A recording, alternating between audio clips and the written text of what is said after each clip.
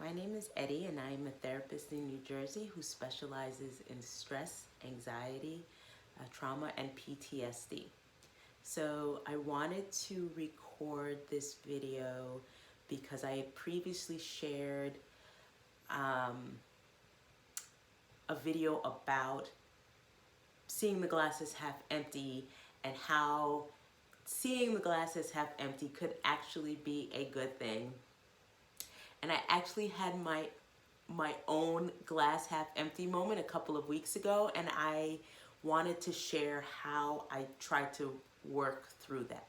So as a therapist who, I'm in private practice, and that comes with its own challenges besides seeing clients. You're navigating a practice and billing, and the challenges. Clients can be challenging, and processing those things, but then also the business side of a therapy practice.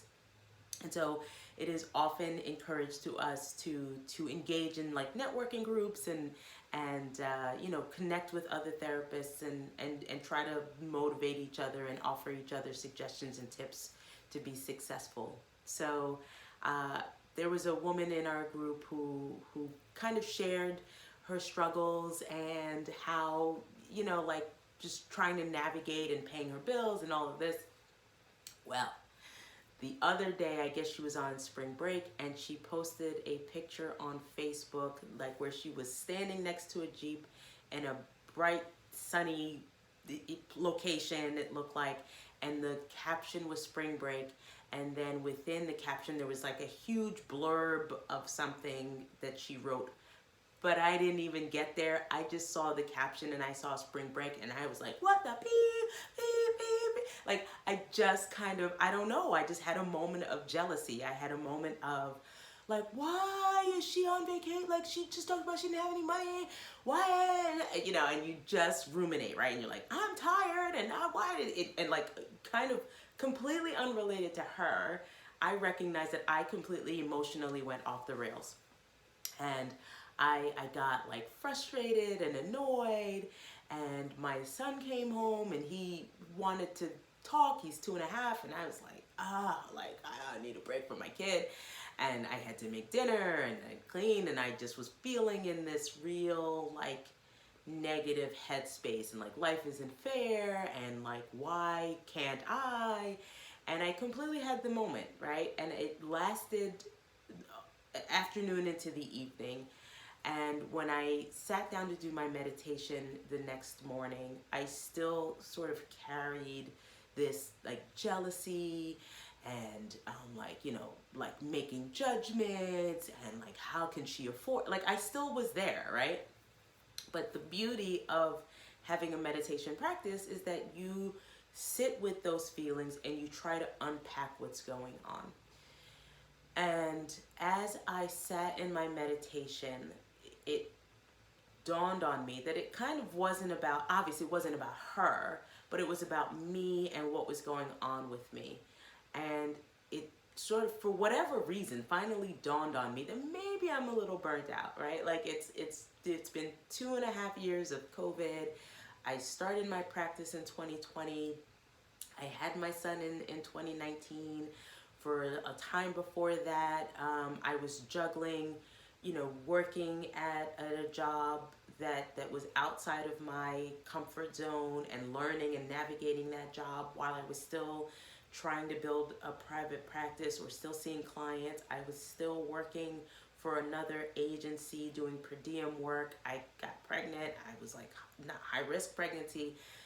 COVID hit. I'm home with my son because daycare was closed for a couple of months. And then you kept going, and then there's all this political strife, and you try to rise above it, and you check in, but you clearly are not, at least I wasn't, I clearly recognized that I hadn't tapped into like how much stress I was really under. And when it finally dawned on me that, like, whoa, like, you might be having this moment of burnout, you just realize, like, oh, that's what I was reacting to, right? It was seeing someone like who had a parallel life to me being more successful or doing it better, and then I just felt like I guess I wasn't good enough, or like I shifted to like jealousy and insecurity and resentment, and like maybe I'm not good enough and I will never go on vacation. And I had to really sit with myself and sort of say, no, you're having this moment because something is going on with you and your needs are not being met. And so it kind of dawned on me that, okay, I need to do something to figure this out. I don't really know what. And again, it was like a 15-minute meditation and I had to get ready for my next session. You know, the answer didn't come, but it was just like, you need to do something because you're having a response to a picture, right? And how often do we do that? How often do we see something on social media or we see something in the news? We don't really take the time to process like what is happening, or we're making really quick snap judgments. Like I said, she wrote this blurb about something and I was like, I don't want to be bothered to read like how she's having this great life and da da da. But needless to say, I sat on it. I recognized that I am out of balance. My work-life balance is not where it should be. And when I really kind of sat back in my meditation, it's like, I want her to be successful, and I gotta like go back onto social media and like send her a word of encouragement, because really at its core, I do want her to thrive. Like I would want someone to be happy for me if I were on vacation and I were on spring break. And needless to say, I said, oh, this is telling me that I probably need to pull back in certain areas, or I need to implement more self-care, or I need greater balance. And I'm gonna figure it out later when I start to journal. But in the meantime, I'm gonna go back on Facebook and I'm gonna send this fellow therapist like love and light, and like have a good time, and I hope you enjoy yourself. Well, I then proceeded to read the actual blurb, and she then proceeded to describe like how this was the vacation from hell, and how she like, you know, it was awful, and she thought she finally was going to treat herself to a trip, and she, you know, like her luggage got lost and somebody stole from her, and she said, kind of said like, screw it, like it was my last day, I got like a rash, I had food poisoning, like this was the kind of vacation from hell. And the bright spot of it is that, you know, like a Jeep has been my dream car, and for whatever reason, like I was kind of walking by this thing and I came across a rental car dealership place, and they had a Jeep, and I just said, I have to take this picture of this Jeep, because, and she lives in a space of gratitude that it's just like, well, here's the opportunity for me to take a picture with my dream car that I am like not renting or whatever. And it's like, this is spring break, and as much of parts of it were like an absolute S show, there, you know, I'm still finding gratitude. And I had to laugh at myself, and I had to just recognize, wow, like she at least provided context, and she gave you insight into like, this picture that you're seeing is not as great as what you would see. But how often do people post things on social media, just a picture, and give you no context? And it presents as if like, I have this great life and I'm in this great place, and spring break is fantastic and it's wonderful. And sometimes that may be true, and sometimes it may be completely false, but we're, you know, presenting this thing to the world. And how many of us react to a picture and like just react to it, and in such a negative space, and don't take the time to think about like, well, what's going on with us. And so, you know, I invite you to ask yourself, if you're having a negative reaction to something, or you're seeing something as half empty, as the glass is half empty, take the time to sit with that, please. Don't just live in the space of, well, she got it and it's their fault and I can't, and that, because that does not serve you, right? It just creates frustration and rumination and bitterness, and that trickles to other areas of our life, right? Like it trickled for me, it trickled into the way I interacted with my child, it interacted with the way I interacted with my husband, how I interacted with just like my home. I was like, you know, like when I was cleaning the dishes, I was slamming, like who wants all that, right? Like, and if I hadn't taken the time to navigate that, I am feeling overwhelmed, maybe underappreciated, just like tired, right? Um, if I hadn't taken the time to do that, I think I probably would still be ruminating, and I probably wouldn't have gone on to then like the picture, or then to actually see what was written and have greater context and put that on the shelf, and then sort of say, okay, I have to do some work on myself to take care of myself. So I say all that to say that I had my own moment, and I have moments, and just because I encourage people to navigate it doesn't mean that I don't suffer from these things myself, or that I don't stress, or that I don't have these moments of thoughts and behavior that are like ugly. So, but it's about checking with yourself, and it's about navigating what it is you might possibly need. For me, when I journaled about like everything that I was experiencing, I think I just had this awareness that I've been going nonstop for the last 2.5, 3 years. And at some point that has to stop, or it has to slow down.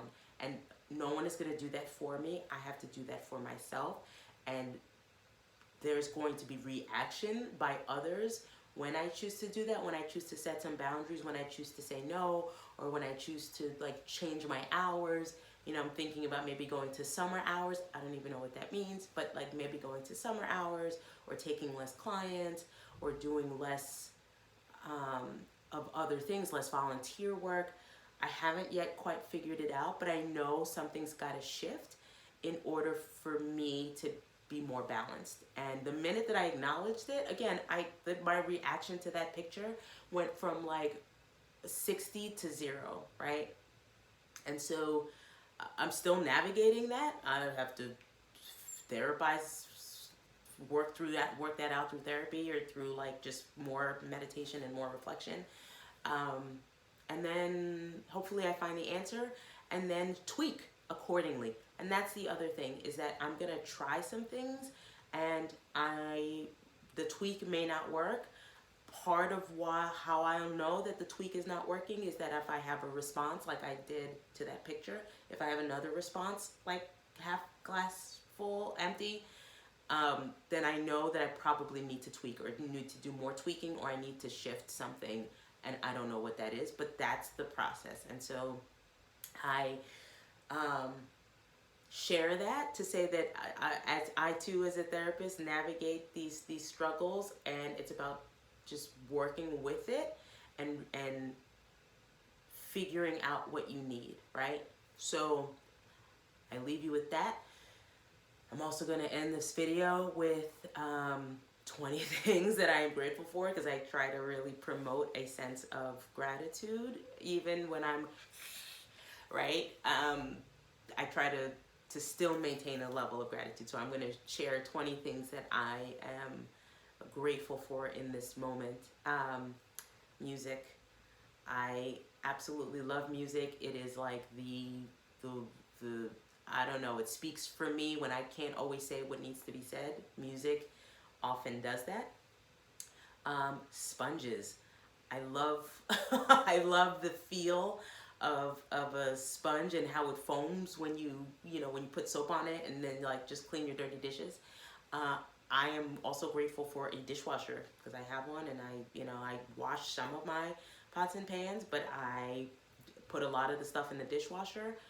Since being at home more with COVID too, we go through the dishwasher a lot more, and I am so grateful that I have a dishwasher, that I don't have to do dishes so often myself. I am grateful for a shower. I love a warm shower in the winter and a cool shower in the summer. I am grateful for warm weather. Here in New Jersey, it was like 78 degrees today, and I felt good about that, and I could see the sun shining today, so I was grateful for that. I'm grateful for the fact that in my office I have a window, and I can see the birds, and I can see the sun, and I can see the trees. I can see out a window. I have access to nature. I'm grateful for my Fitbit, which reminds me I have to walk or get up or move, keep moving. I am grateful for electricity because I can record videos, I can see clients, telehealth, virtually, and electricity allows me to do that. I'm grateful for like my electronic health record because it makes the process of being a business owner like 10 times easier than what it was like 5 years ago, even 3 years ago. So I am grateful for my electronic health record. I am grateful for my CPA, my accountant, because as a business owner, like taxes, money, it's kind of crazy, and you want to maintain legal compliance, right? Didn't know that till I became a business owner. So thank God that if I have an accountant and a CPA that kind of keep me on track. I'm grateful for magazines. Right now, I recently subscribed to Magnolia Journal, which is the Joanna Gaines journal, and I don't know, I really like the magazine. I really enjoy reading it. Also, Better Homes and Gardens. I guess that kind of counts as the magazine. So I'm really enjoying that these days.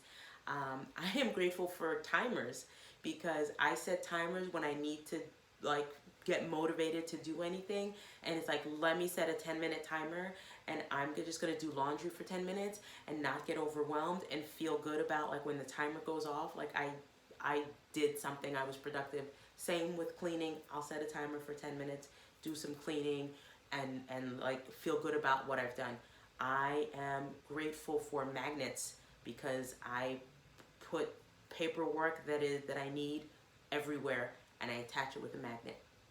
I am grateful for like my garbage delivery guy. Today was garbage day. Today's Wednesday and it's garbage day, and I am grateful for the fact that I have like trash pickup. I am grateful for dirt. I have been like, I've talked about how I'm trying to learn how to compost, and I just kind of love getting my hands dirty, and like it's almost planting season and I am feeling good about dirt and like learning about the different types of dirt.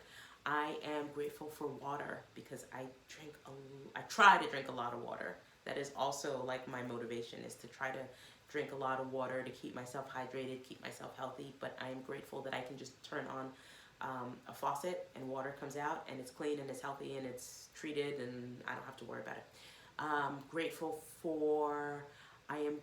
for hugs from my son. He's like the best. I know every parent says that, but he's the best to me, and he gives the best hugs, and he has the funniest conversations with me and himself, and he just makes me laugh, and I am grateful for him and his hugs. I am grateful for Greek yogurt. Chobani is my favorite. I don't know if there's other out there that are good. I'm sure, I don't know, but I love Chobani, and especially the fruit on the bottom. It's kind of like my little treat. So I'm grateful for Greek yogurt. I am grateful for community. I'm grateful for having other like-minded people that I can share my struggles with.